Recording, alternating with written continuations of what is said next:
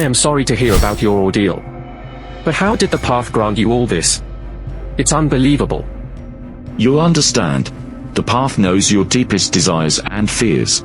It will lead you to what it has prepared for you, but nothing comes free. You must be prepared to pay the price.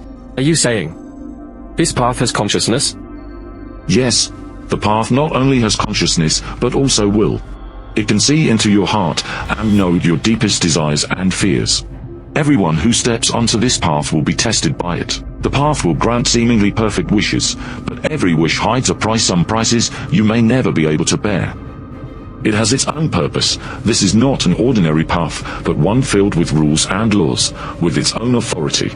The path offers different opportunities and trials based on our souls and actions, providing rewards and punishments, fortune and misfortune. It may offer a glimmer of hope when you are most in need, and deliver a fatal blow when you are most confident.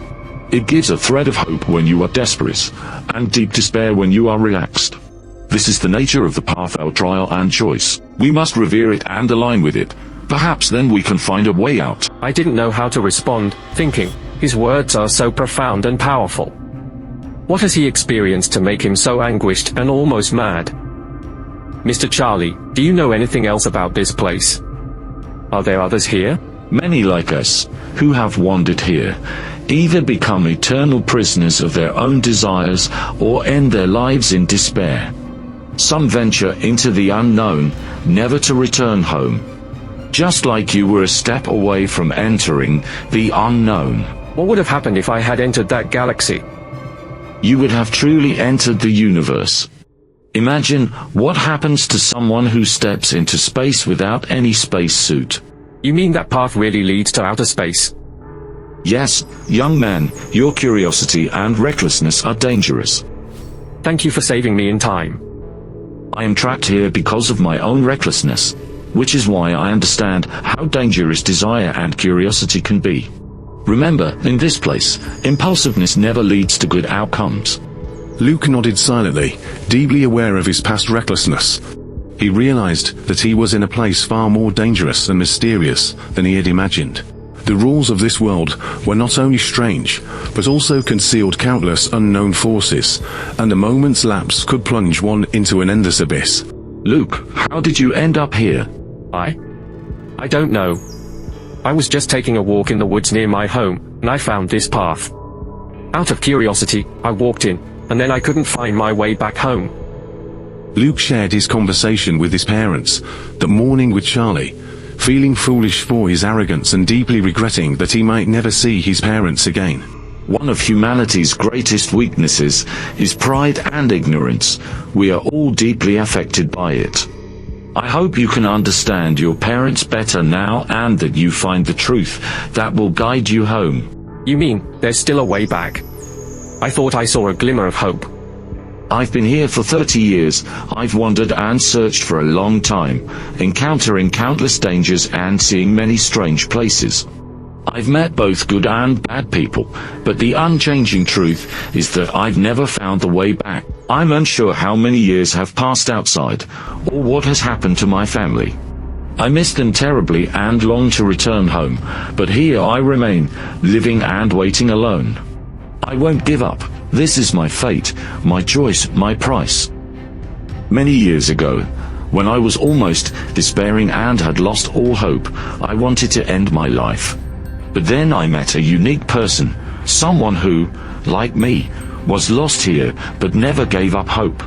He encouraged me and spoke of the truths of the universe. Like your parents, he was a believer in God and was convinced that this was a trial and that if we did not give up faith, there would be a way out.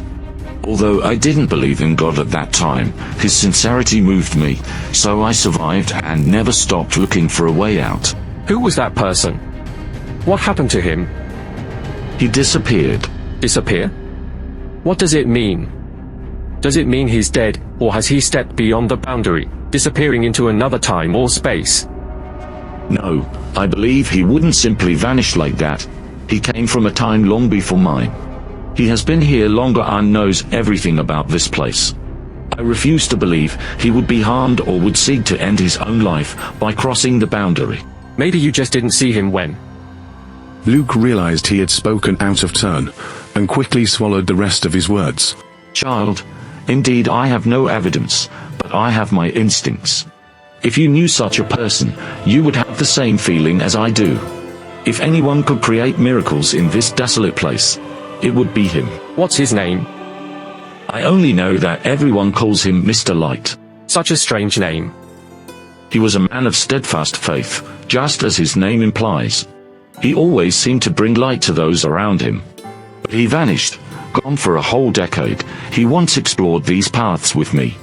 We visited many strange places, some so wonderful that you wouldn't want to leave. But we knew what we were searching for.